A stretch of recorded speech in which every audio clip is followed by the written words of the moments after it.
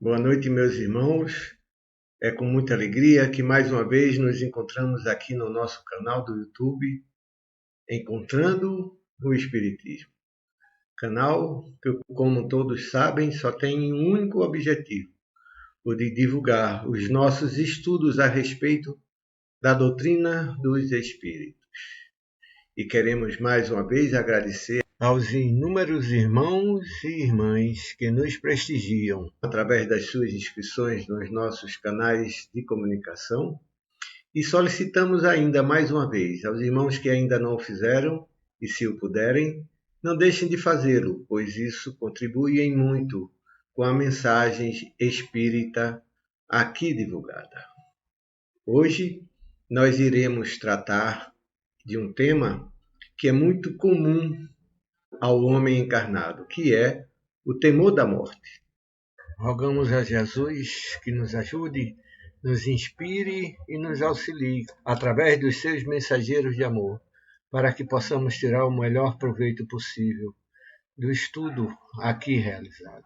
E permitindo que nossa palavra possa servir como instrumento de amor, de aprendizado e de esclarecimento para todos nós. Bons estudos para todos e muita paz. Antes, porém, gostaríamos de proferir algumas palavras do Evangelho segundo o Espiritismo, lá no capítulo 12, que tem como título Os Inimigos Desencarnados, no item 5 e 6. Começa o item 5 dizendo: ainda outros motivos tem o espírita para ser indulgente com os seus inimigos. Sabe ele, primeiramente, que a maldade não é um estado permanente dos homens, que ela decorre de uma imperfeição temporária e que, assim como a criança se corrige dos seus defeitos, e o homem mau reconhecerá um dia os seus erros e se tornará bom. Sabe também que a morte apenas o livra da presença material do seu inimigo, pois que esse o pode perseguir com seu ódio, mesmo depois de haver deixado a terra. Que, assim, a vingança que tome falha ao seu objetivo, visto que, ao contrário, tem por efeito produzir maior irritação, capaz de passar de uma existência a outra. Cabia ao Espiritismo demonstrar, por meio da experiência e da lei que rege as relações entre o mundo visível e o mundo invisível, e que a expressão extinguir o ódio com sangue é radicalmente falsa, que a verdade é que o sangue alimenta o ódio, mesmo no além-túmulo. Cabia-lhe, portanto, apresentar uma razão de ser positiva e uma utilidade prática ao perdão e ao preconceito do Cristo. Amai os vossos inimigos. Não há coração tão perverso que, mesmo a seu mau grado, não se mostre sensível ao bom proceder, mediante o bom procedimento. Tira-se, pelo menos, todo pretexto às represárias, podendo-se até fazer de um inimigo um amigo, antes e depois de sua morte. Com um mau proceder, o homem irrita o seu inimigo, que então se constitui instrumento de que a justiça de Deus se serve para punir aquele que não perdoou. E no item 6, Kardec nos traz: pode-se, portanto, contar inimigos assim entre os encarnados como entre os desencarnados. Os inimigos do mundo invisível manifestam sua malevolência pelas obsessões e subjugações, com que tanta gente se vê a braços e que representam um gênero de provações, aos quais, como as outras, concorrem para o adiantamento do ser, que por isso as deve receber com resignação e com consequência da natureza inferior do globo da Terra. Se não houvesse homens maus na Terra, não haveria espíritos maus ao seu derredor. Se, consequentemente, se deve usar de benevolência com os inimigos encarnados. Do mesmo modo, se deve proceder com relação aos que acham desencarnados. Outrora, sacrificavam-se vítimas sangrentas para aplacar os deuses infernais, que não eram senão os maus espíritos. Aos deuses infernais sucederam os demônios, que são a mesma coisa. O Espiritismo demonstra que esses demônios mais não são do que as almas dos homens perversos, que ainda se não despojaram dos instintos materiais, que ninguém logra aplicá-los, senão mediante o sacrifício do ódio existente, isto é, pela caridade, que esta não tem por efeito unicamente impedi-los de praticar o mal, e sim também o de os reconduzir ao caminho do bem e de contribuir para a salvação deles. É assim que o mandamento amai os vossos inimigos não se circunscreve ao âmbito acanhado da terra e da vida presente. Antes, faz parte da grande lei da solidariedade e da fraternidade universais. Palavras do Evangelho segundo o Espiritismo, lá do capítulo 12, para a nossa reflexão inicial. Muito bem. Conversaremos um pouco sobre a morte e a desencarnação. E como reflexão inicial, nós conversaremos um pouco a respeito do temor da morte. E aí nós perguntamos, por que temos medo da morte? Essa pergunta é para os irmãos aí. Quem desejar nesse momento pode dar uma pausa no vídeo e fazer uma reflexão a respeito desse questionamento, para ver o quão próximo ou quão distante está nesse sentido em respeito ao que nos ensina a doutrina dos espíritos.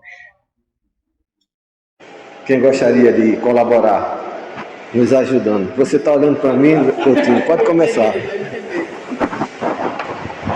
Talvez seja porque, na realidade, a gente não sabe para onde a gente vai. A gente estuda, a gente tem um certo conhecimento a gente vai se projetar para o que a gente está vivenciando, né, na Terra, ou seja, pelos nossos sentimentos, pelo que a gente almeja, pelo que a gente deseja, provavelmente, né, e dentro do merecimento da gente vai ser o provável destino da gente, mas a grande realidade é que a gente não tem essa certeza, e a dúvida nos traz o medo, né? Sim, sem dúvida. Quem mais gostaria de colaborar? Muito bem. Eu acho que o medo... Por favor, dona Anita. Não, obrigada. Eu acho que o medo da gente morrer, que a gente tem nossa linguagem, né? É a perda, que a gente não quer perder. Aí na mente da gente, a gente morreu, acabou, a gente não está vendo mais. Quem tem a visão, ainda vê, né, quando os irmãos. E quem não tem, não vê, acabou, morreu para a gente, sumiu. A gente já sabe que morrer, a morte não existe. Mas, mesmo assim, a gente não quer perder. Aí, por isso que a gente não aceita ainda ela, né, a morte. O sofrimento é justamente esse, né? De perder o ente querido, né? Da cacheta, de se ver, de amassar. Isso aí. Eu também, sempre vai ser esse medo. Eu penso logo no pai e mãe, né? Acho que eu, né? Não sei mais. Ai, meu Deus, se um dia que eles morrerem, eu não vou ver mais ele, não vou abraçar, não vou sentir o cheiro dele, tá? Isso pra mim dói o coração só nessa parte. Eu também acho. Perfeito. Essa parte. Infelizmente, querida, eu vou sentir saudade, mas eu sei que vou ter um reencontro. E, particularmente, o que me aflige e aceita um pouco é a maneira da passagem, como eu vou desencarnar, né? Se vai ser uma doença voluntária, se vou perder a consciência, se vai ser um acidente. Eu me pego a ficar pensando sobre isso, me preocupa. E se o que eu estou hoje, né? Serviu para alguma coisa? Se eu vou passar realmente para a região para além, né? Se vai ter um tempo, isso acho que é natural. e a gente se esforça de ser um pouquinho melhor dia a dia por causa dessas. Já que a gente sabe que tudo é consequência e cada um sabe que ia faltar muito, né? Porque uma coisa aqui dentro da casa espírita, no dia a dia, a gente não pensa muita bobagem, né? Então, para mim, seria essa. Perfeito. É mais ou menos isso.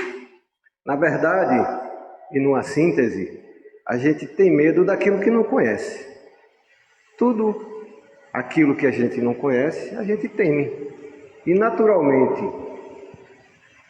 por não conhecer o que vai acontecer depois dessa vida, a gente tem medo. Sobretudo da forma que pintam o quadro. Mas vamos ver o que é que nos traz o céu e o inferno lá no capítulo 2, item 2, a respeito desse assunto. Nos traz Kardec. Este temor é um efeito da sabedoria da providência e uma consequência do instinto de conservação comum a todos os viventes. Então, Kardec nos chama a atenção, sobretudo, que em tudo existe uma razão de ser. E diante da sabedoria divina, essa condição desse temor nos proporciona a condição da autopreservação, a forma em que nós lidamos com a vida e o valor que damos a essa. A isso também serve esse medo. Naturalmente e infelizmente, como a grande maioria das coisas, nós homens confundimos alhos com bugalhos, causa com efeito, e não sabemos dar a devida medida a respeito desse medo, como tantos medos que a gente tem. Mas continua Kardec. Ele é necessário enquanto não se está suficientemente esclarecido sobre as condições da vida futura, como contrapeso à tendência que, sem esse freio, nos levaria a deixar prematuramente a vida e a negligenciar o trabalho terreno, que deve servir ao nosso próprio adiantamento. Ou seja, a doutrina nos alerta que se esse medo não existisse, muito provavelmente e certamente nós iríamos banalizar a própria vida, a própria existência, como muitos irmãos que, lamentavelmente, a gente tem a notícia de tirarem as suas próprias vidas. Uns por medo, outros por decepção, outros por realmente não valorizarem as oportunidades de aprendizado. Ou seja, numa essência, porque não conhece a verdadeira vida. E Jesus, há 2000 anos atrás, nos alertou, nos falou. Só que nós, ainda hoje atrasados, mal compreendemos essa verdade. Imaginem há 2000 anos atrás. E quando Jesus falava da vida futura, não falava de outra vida, senão a vida espiritual. Assim é que, nos povos primitivos, o futuro é uma vaga intuição, mais tarde tornada simples esperança e, finalmente, uma certeza, apenas atenuada por secreto apego à vida corporal. Ou seja, é a doutrina nos ensinando que esse medo vem desde os povos primitivos até os povos mais desenvolvidos. No início, como uma simples esperança e, finalmente, com a certeza, à medida que vai se desenvolvendo e se esclarecendo a respeito desse assunto. E lá no capítulo 2, no item 8, o céu e o inferno ainda nos fala. Acrescentemos a isso que tudo nos costumes concorre para fazer lamentar a vida terrestre e temer a passagem da terra ao céu. A morte é cercada apenas de cerimônias lúgubres que aterrorizam mais do que provocam esperança. Ou seja, nesse ponto, a doutrina nos fala de uma realidade que nós experimentamos. Quando a gente morre ou desencarna, hoje a gente entende como desencarna, a gente apenas lamenta. A grande maioria dos povos se lamentam, choram, algumas pessoas se sentem perdidas, outras, por não saber o que vai acontecer, entram em profunda depressão e acham simplesmente que tudo acabou, quando na realidade é apenas um recomeço. E continua a leitura do céu e inferno. Quando se representa a morte é sempre sob um aspecto repulsivo e nunca com um sono de transição. Todos os seus emblemas lembram a destruição do corpo. Nenhum simboliza a alma, se desprendendo radiosa de seus veículos terrestres. Ou seja, nós, quando nos referimos à morte, a primeira ideia que vem na cabeça é o sumiço de tudo, é o término. Não nos damos conta, justamente por não termos essa informação, ou ainda hoje, já sabedor dessa realidade, muitos de nós apenas experimenta dentro de si o sentimento da saudade, o sentimento da perda, o sentimento de que houve um cessar de vida. E na realidade, como dissemos, é um recomeço. E essa é a figura que normalmente a gente pinta da morte. Ou pelo menos nos pintaram uma figura bem bonitinha, não acham? Então, como não temer uma coisa dessa? Você começa vendo isso desde pequeno. É natural que se desenvolva um sentimento interior de medo. E ainda mais sem dar explicação. Uma senhora velha com a enxada na mão, dizendo: eu vou lhe cortar, vou lhe levar. Para onde? Para fazer o quê? Então, na realidade, nós necessitamos entender o que é a morte e criarmos uma nova imagem. É isso que nos falta. Figurou o filme Encontro Marcado, né? Eu não assisti. A morte já foi Brad Pitt que foi buscar Anthony Hopkins na história do filme, né? Mas já figura como qualquer um de nós que tem a mensagem para ajudar espíritos a fazer a passagem. Vale a pena. Perfeito. Imagine se a morte, por exemplo, fosse um quadro como esse. Uma escada que leva à altura, nós, em forma de luzes, crescendo, subindo essa escada, e que cada degrau é apenas um momento de passagem ou desencarne. Seria bem mais fácil gostar da morte, né? Já tem gente perguntando se tem escada rolante, né? Não, e alguns de nós talvez imaginassem que quisesse subir as carreiras, quisesse adiantar. Por isso que muitas das vezes o medo tem o seu sentido. Ou seja, a grande realidade, nos ensina a doutrina, é isso que acontece. No início, nós somos simples animais. Na medida que vamos evoluindo em direção à angelitude, porque esse é o nosso objetivo, a nossa animalidade, ao subir na escala, vai diminuindo. E a luz vai ocupando espaço dentro de nós e aumentando até a animalidade deixar de existir. Ou seja, nos ensina o Evangelho que no início nós somos puro instintos. Ou seja, a ideia da sobrevivência a qualquer custo, a necessidade de existir, a necessidade de sobrepor ao outro, a necessidade de manter uma existência que por certo vai acabar, mas sem ter consciência, isso não acontece. Mas na medida que nós vamos desenvolvendo esses instintos, nós vamos avançando, embora corrompidos. Em seguida, passamos a experimentar as sensações. E o homem, depois de instruído e depurado com essas sensações, passa a experimentar sentimentos. E na medida que vai desenvolvendo esses sentimentos, chega a alcançar e a vivenciar o amor.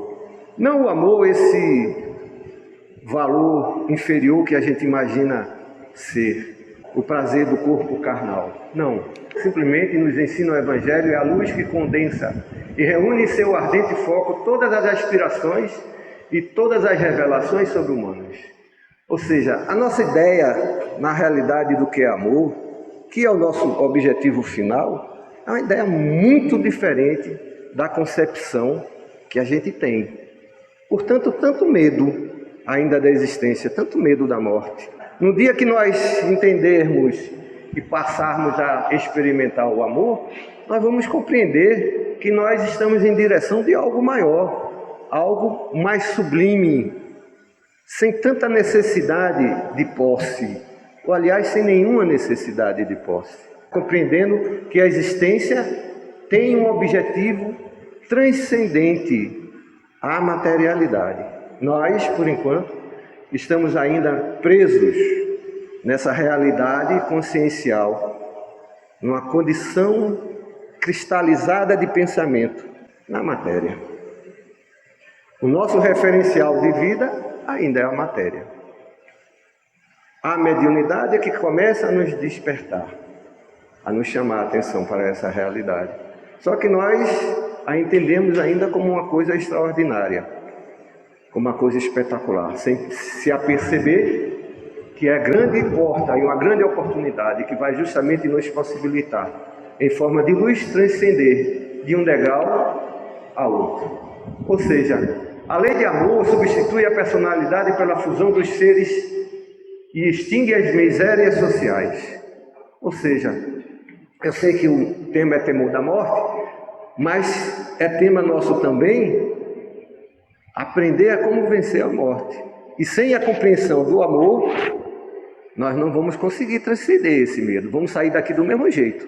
Por isso a importância de nós conversarmos e ampliarmos, na medida dos limites de cada um de nós, o nosso entendimento a respeito do amor e do que nos ensina a doutrina dos Espíritos.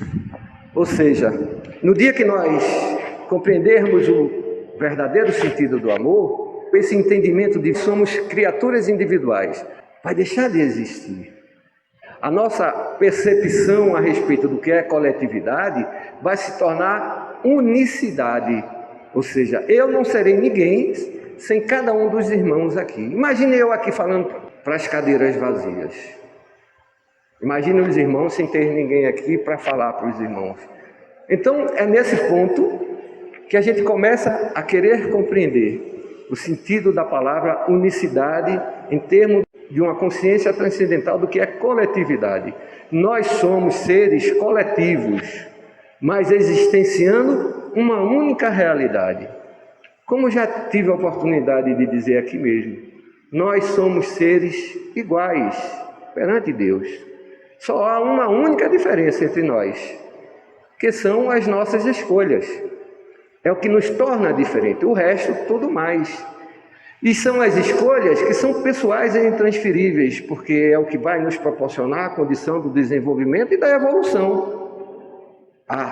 O atingir da consciência da vida maior, do sentido da palavra amor, da compreensão que todos nós, cedo ou tarde, estamos destinados, que é a ampliação, a transcendência da nossa existência consciencial. E continua o Evangelho nos dizendo: de todos aquele que, ultrapassando a sua humanidade, ama com amplo amor os seus irmãos em sofrimento.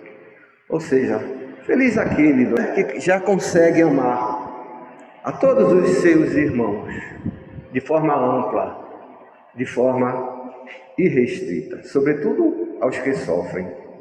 De todos aquele que ama, pois não conhece a miséria da alma, nem a do corpo.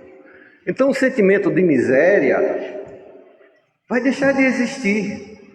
O sentimento daquele que a gente alimenta em nós de perda, de sofrimento, de diminuição, vai deixar de existir nas nossas consciências, porque nós vamos compreender que a vida é vida e que ela abunda em todos os momentos, nos mais difíceis como nos mais fáceis.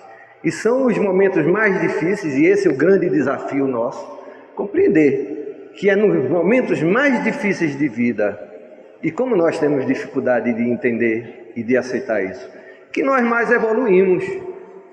Já pensaram que Deus valoriza, não que não valorize ninguém em qualquer sentido, mas aquele que consegue passar as dificuldades com um semblante de sentimento de aceitação, de não revolta, de não insatisfação, é sinal de que aprendeu, ou pelo menos está começando a aprender as lições.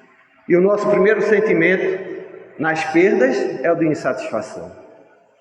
Quando não nos voltamos contra ninguém, nos voltamos contra nós mesmos. E um mau exemplo disso é a depressão. E o que é a depressão, senão uma fuga da sua própria realidade? Uma forma de autossuicídio até. E os vícios, então? Tem ligeiros pés e vive como que transportado fora de si mesmo. Quando Jesus pronunciou a divina palavra amor, os povos sobressaltaram-se. E os mártires ébrios de esperança desceram ao circo. Ou seja, só um ser que tem já a consciência plena do significado da palavra amor poderia transmitir o que Jesus nos transmitiu. Poderia nos tocar como Jesus nos tocou, fazendo-nos despertar para um termo que era banal, fazendo procurar conscientizar-se de uma realidade que está muito distante das nossas buscas. E até hoje, ainda nos distanciamos substancialmente dessa realidade. Porque não buscamos em Jesus, muitas das vezes, senão a oportunidade da cura, ou a oportunidade de um alívio de um sofrimento. Sem compreender as suas realidades, os seus ensinamentos, vamos vivenciando as oportunidades segundo aquilo que nos é possível receber, sem buscar entender que precisamos também buscar a doação interior. Como doaram a sua própria vida, conscientes ao perceber da palavra do Cristo, a sua própria vida descendo aos circos e se entregando às feras, como testemunhos de aprendizado. É isso que nos ensina a lei de amor. E então, conhecer a doutrina espírita pode atenuar o temor da morte? Por quê? Agora são os irmãos de novo. Todo esse temor de uma figura, né? Você vem apresentando o slide, o esclarecimento que a doutrina traz, né? Ela traz esclarecimento, consolo, explicação, direcionamento, né? E traz um roteiro, né? De como a gente seria suscetível desse retorno à pátria espiritual. Encarar realmente a morte como uma passagem e lembrar que os Espíritos dizem que é muito mais doido o espírito encarnar, voltar ao corpo físico e voltar para a espiritual. Isso me traz muita tranquilidade quando eu penso nisso. Quando eu vou voltando para aquele lado do temor, eu alegria de esclarecimento. Alguém mais? Ninguém? Então, meus irmãos, é tudo isso que Bruno falou e mais alguma coisa. Porque numa síntese, como falamos inicialmente, é o desconhecimento dos fatos que nos proporciona a condição do medo. E a doutrina dos Espíritos é a única porta que, de forma simples, não é nenhuma pretensão. Hoje, depois de ter estudado alguma coisa sobre filosofia, sobre doutrina esotérica, sobre algumas escolas de pensamento, e conhecendo pelo menos um pouquinho, só um pouquinho, porque é isso que nós conhecemos, só um pouquinho da doutrina dos Espíritos, nós percebemos que essa é a porta que nos leva de forma simplória, transparente, sem nenhum mistério, como a maioria das escolas tenta nos ensinar, sem querer dar nome a elas, porque seria uma forma de discriminação, e eu não pretendo fazer isso aqui, mas todas elas, a quem eu tive a oportunidade de ao menos ler um pouco, a nenhuma foi capaz de falar de forma tão simples, porque essa traduz simplesmente a doutrina do Cristo, com os termos atualizados, com palavras e pensamentos e sentimentos esclarecidos, capazes de nos tocar o entendimento. Palavras que foram destinadas a uma humanidade de 2000 anos atrás, que éramos nós, atrasados de compreensão, atrasados de entendimento, mas voltados para o instinto do que é a razão, incapazes de compreender a verdadeira palavra de um ser superior e entender a sua bondade. Então é a doutrina dos espíritos que nos proporciona de uma forma mais transparente a possível transcendência da realidade material que existenciamos hoje para uma vida maior. E o céu e o inferno, lá no capítulo 2, no item 3, nos diz: à proporção que o homem compreende melhor a vida futura, o temor da morte diminui. Uma vez esclarecida a sua missão terrena, aguarda-lhe o fim calmo, resignado e serenamente. A certeza da vida futura dá-lhe outro curso às ideias, outro fito ao trabalho. Antes dela, nada que não se prenda ao presente. Depois dela, tudo pelo futuro, sem desprezo do presente, porque sabe que aquele depende da boa ou da má direção deste. A certeza de reencontrar seus amigos depois da morte, de reatar as relações que tivera na terra, de não perder um só fruto do seu trabalho, de engrandecer-se incessantemente em inteligência, perfeição, dá-lhe paciência para esperar e coragem para suportar as fadigas transitórias da vida terrestre. Ou seja, nós ainda temos medo da morte, nós espíritas. Isso é uma grande verdade. Porque sequer entendemos a profundidade e a realidade do que a doutrina dos espíritos nos traz. A compreensão dessa realidade. Ainda estamos, como disse antes, em busca de atenuar as nossas dores, os nossos sofrimentos. Mesmo com a informação e o esclarecimento do significado da vida futura, ainda não nos transcendemos em compreensão interiormente para o significado do que isso pode representar, nos dando a firmeza e a certeza de que aqui estamos sim para realizar uma tarefa, para a conquista de uma vitória. Não uma vitória sobre quem quer que seja, sobre alguma coisa, mas sobre si próprio, para poder se melhorar e evoluir na escada evolutiva que o Pai destina a todos nós. Pois não, Marcos?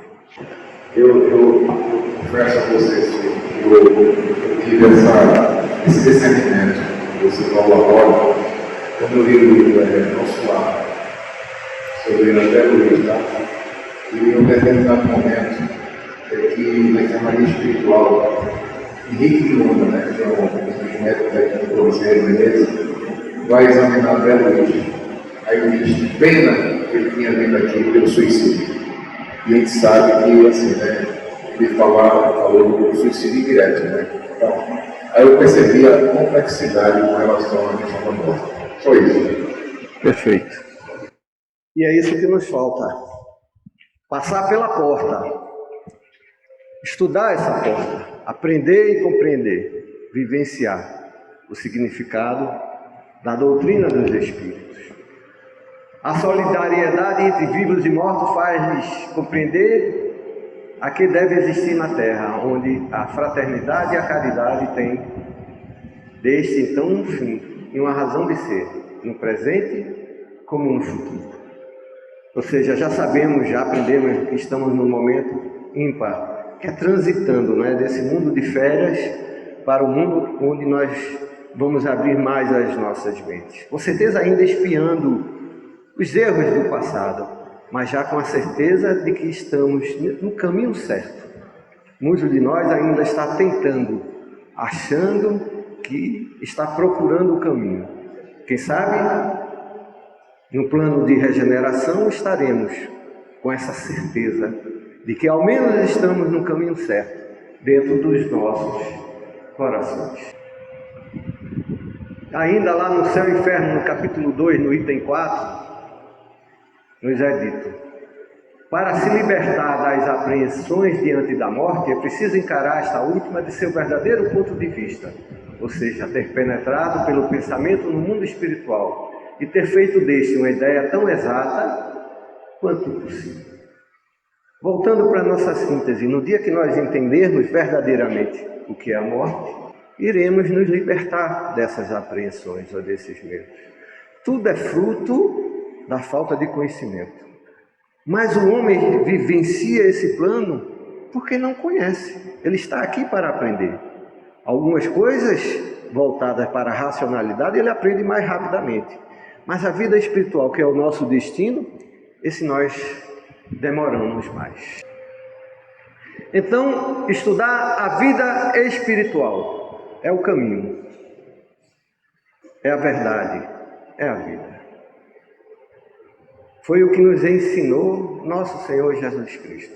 E nós não entendemos isso há 2000 anos atrás. Achamos que Jesus estava apenas querendo passar a sua imagem para que acreditasse nele. E ele falava de uma vida maior, como muitos de nós ainda entendem hoje. Só que hoje nós temos uma grande oportunidade, que é o estudo da doutrina dos Espíritos.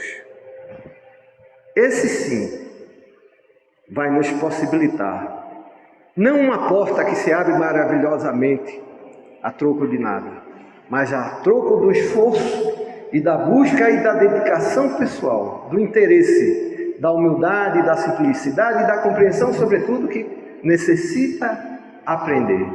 Esse é o significado de estudar. A doutrina dos Espíritos muda inteiramente a maneira de encarar o futuro.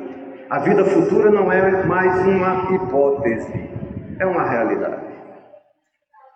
Ou seja, o homem, hoje, na sua grande maioria, já começa a vislumbrar, mesmo que ainda de forma, muitas das vezes, equivocada, que a realidade que continua a vida, essa existe.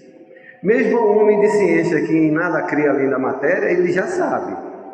Se ele estuda e se ele lê física quântica, se ele já leu a teoria das cordas, ele já sabe que tem algo seguramente existente, além da matéria. O que os sustenta não é somente a esperança, é a certeza. Ou seja, a fé cega, como nos diz Kardec, foi de outros tempos. Não há mais espaço para a fé cega.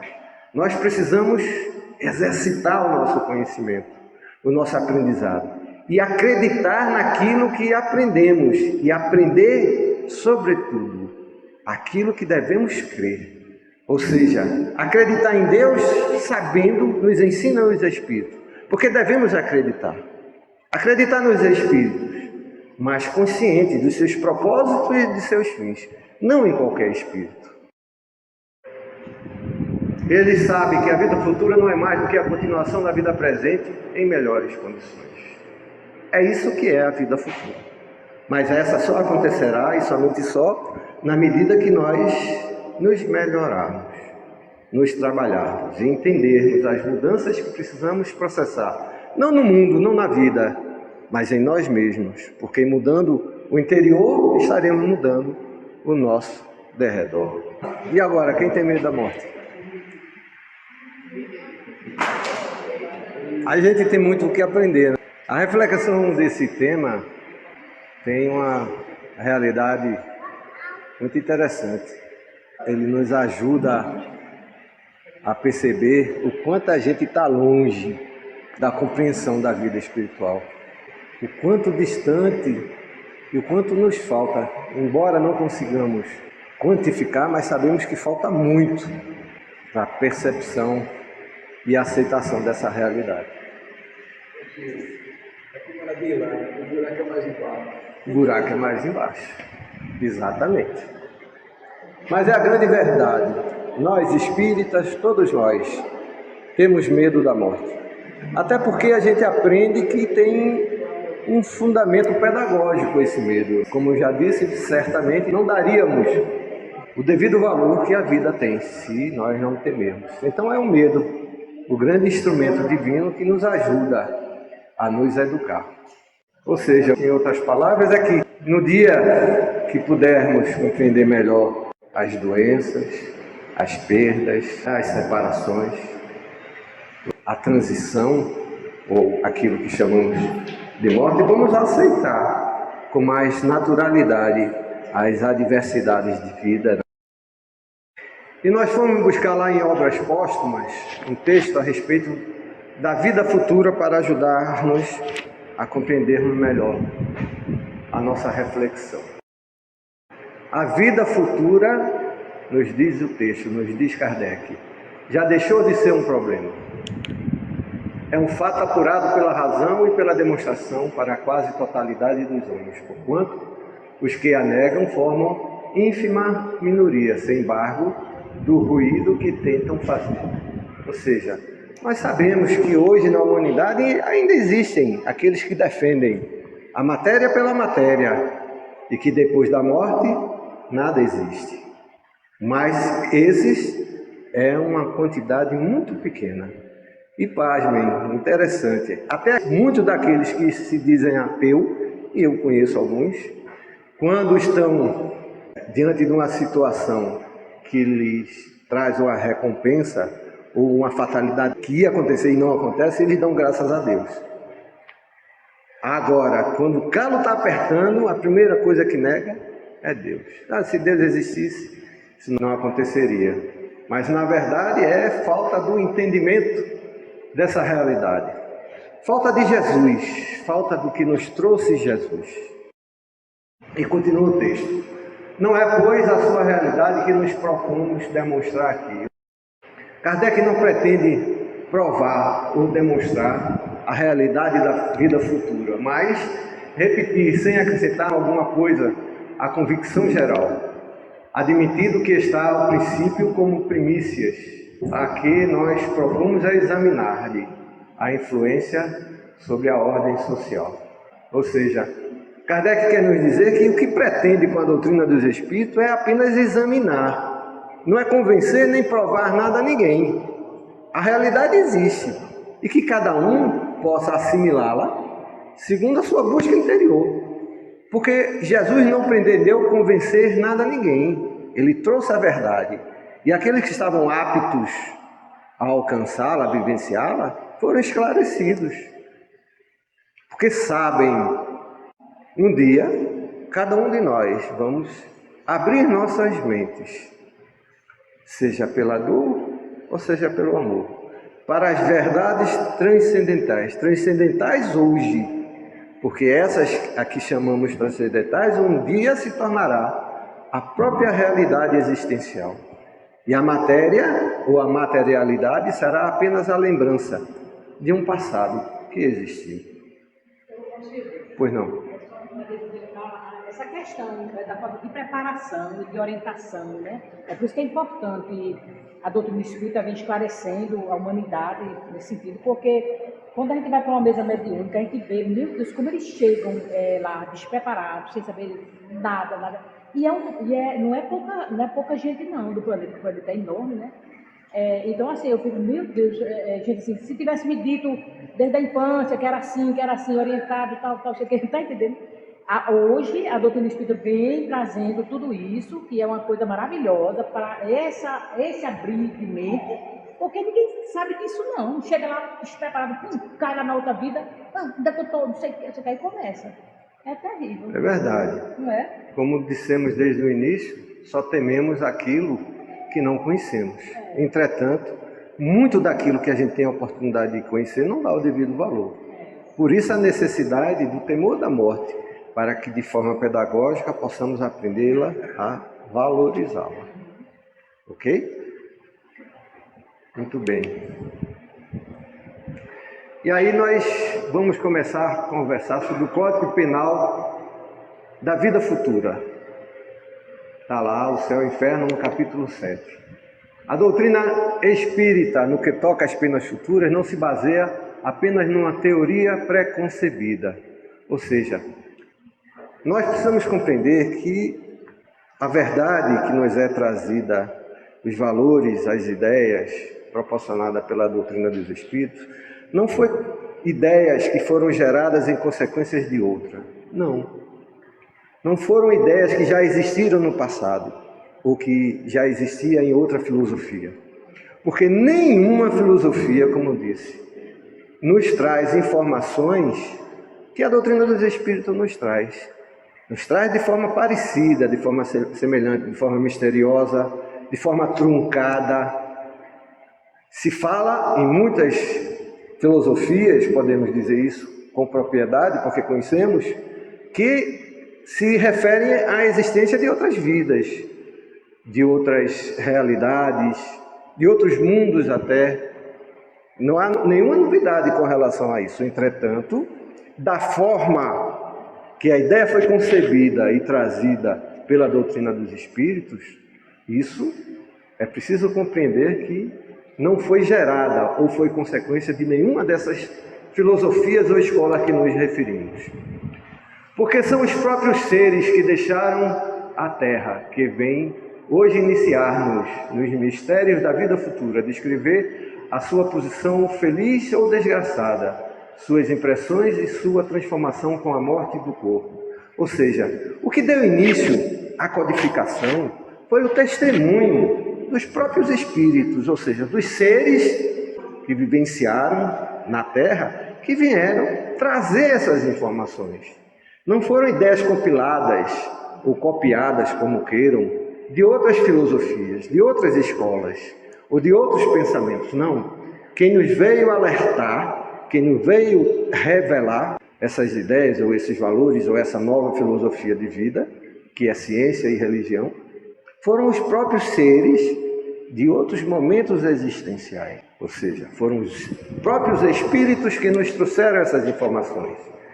Trata-se de inúmeros exemplos fornecidos por todas as categorias de espíritos, de alto a baixo da escala, com a ajuda de inúmeros intermediários disseminados em todos os pontos do globo, de tal modo que a revelação não é privilégio de ninguém, cada qual é capaz de ver e observar, e ninguém é obrigado a crer, apoiando-se na fé de outro.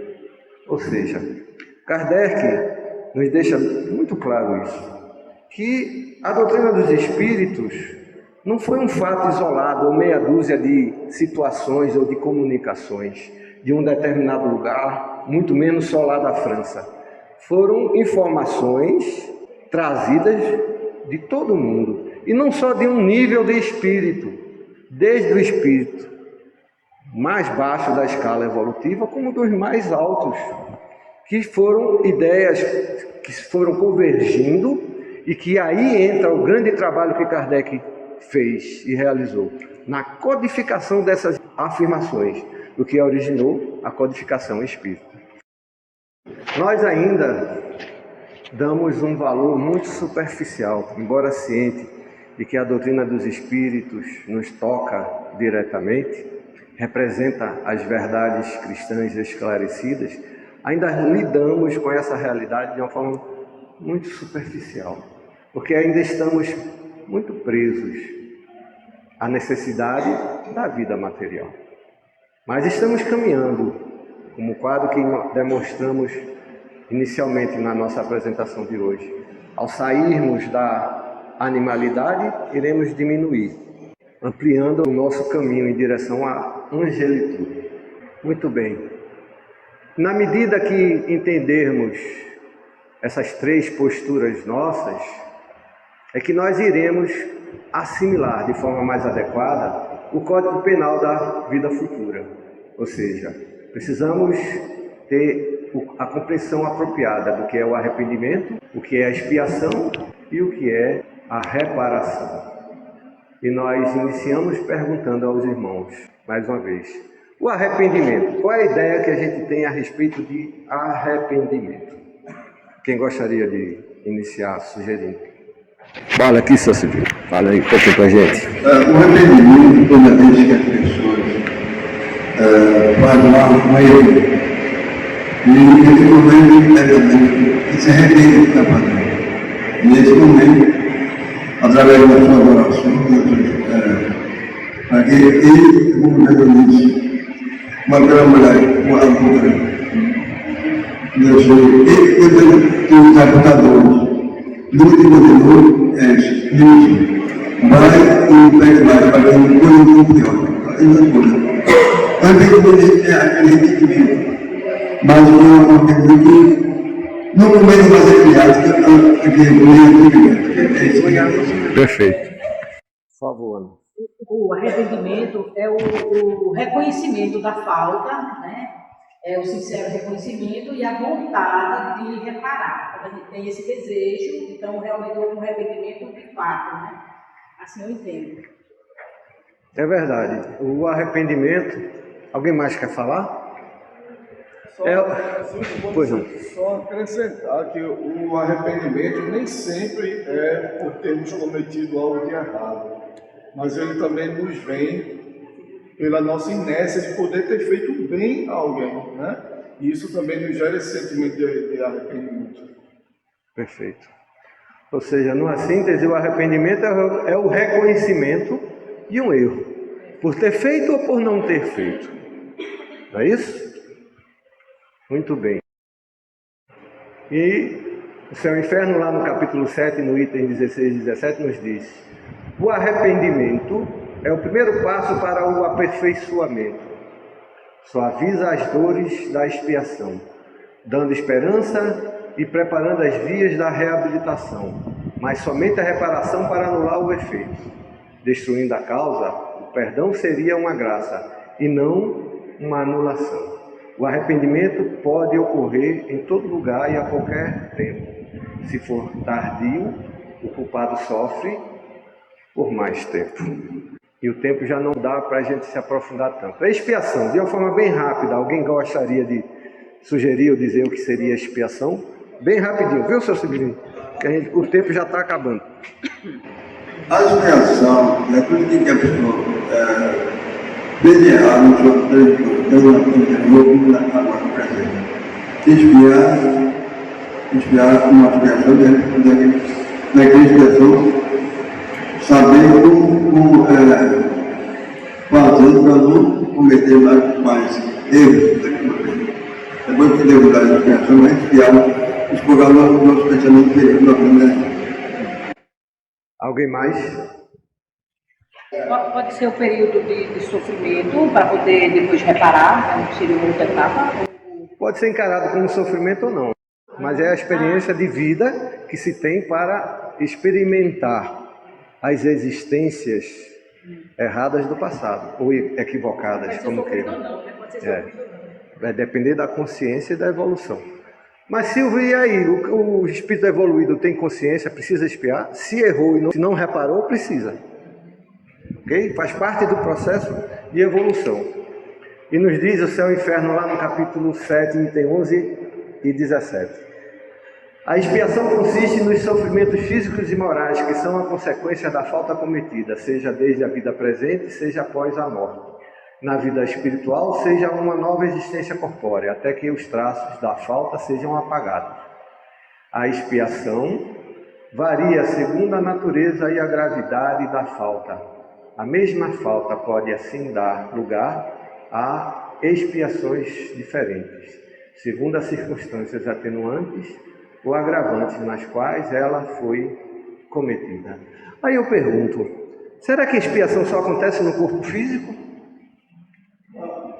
Não, muito bem. Em espírito, por exemplo, uma mãe que já atingiu algum nível de consciência, vê um filho seu sofrer, ou no caminho errado, ou no caminho equivocado de vida, ela vai expiar, muitas das vezes até tendo que ajudá-lo e aceitando ele, mesmo na vida espiritual. Apenas um pequeno exemplo para entender que expiação não acontece só no mundo material. Reparação, para a gente correr ainda, porque já está acabando o tempo, nos diz o Céu e Inferno, no capítulo 7, item 17. A reparação consiste em fazer bem aquele a quem se fez mal. Quem não repara suas faltas nesta vida, por impotência ou má vontade, encontrar-se-á numa existência ulterior, em contato com as mesmas pessoas que tiveram queixas dele, de maneira a poder provar de sua dedicação e fazer-lhes tanto bem quanto lhes fez mal. Nem todas as faltas acarretam um prejuízo direto e efetivo. Neste caso, a reparação se realiza fazendo o que se devia fazer e que não se fez. Ok, Coutinho? Responde diretamente à questão que você levantou. Praticando o bem contrário ao que se fez de mal. É assim que o espírito progride, tirando proveito do seu passado. E aí nós, por conta da hora, infelizmente não vai dar tempo, vamos só concluir essa leitura. A alma ou o espírito sofre na vida espiritual as consequências de todas as imperfeições de que não se despojou durante a vida corporal. Seu estado feliz ou desgraçado é inerente ao grau de sua purificação ou de suas imperfeições. E muitos de nós ainda acham que o umbral é um lugar circunscrito, um lugar físico. É o inferno para muitos da doutrina dos espíritos. E não existe inferno. Como não existe lugar circunscrito, existe um espaço de consciência daquelas mentes que habitam ou experimentam aquela condição vibratória de sofrimento que se encontram até para, com o fim pedagógico, poderem se observarem. Mas é, antes de mais nada, o que nos ensina o céu e o inferno. A continuação da vida corpórea no estado consciencial que a pessoa se encontra, e não um local circunscrito. E aí nós começaríamos a apresentar os códigos que nós tivemos a oportunidade de anotar e observar e pesquisar na doutrina dos espíritos ou na codificação, mas infelizmente o tempo não nos vai permitir falar de nenhum deles, muito menos de alguns deles. São cerca de 30 e poucos códigos que foram anotados em forma de itens, que nós vamos passar para todos os irmãos em forma de slide no grupo, para que possam ter a oportunidade de estudar. São anotações observadas da própria codificação espírita, ou seja, são 33 códigos. A gente vai transmitir para todos os irmãos esses slides para que possam ter a oportunidade de continuar o estudo e vamos orar. Fechemos os nossos olhos, mentalizemos a doce figura do Divino Mestre Jesus e lhes agradeçamos. Graças te damos, Senhor Jesus, por mais essa feliz oportunidade que nos oferecestes na manhã de hoje. De aqui juntos, sendo orientados pelos teus mensageiros de amor, podermos ter aprendido, estudado, refletido, buscado um pouco mais das tuas sublimes e doces verdades. Ajuda-nos, amigo maior.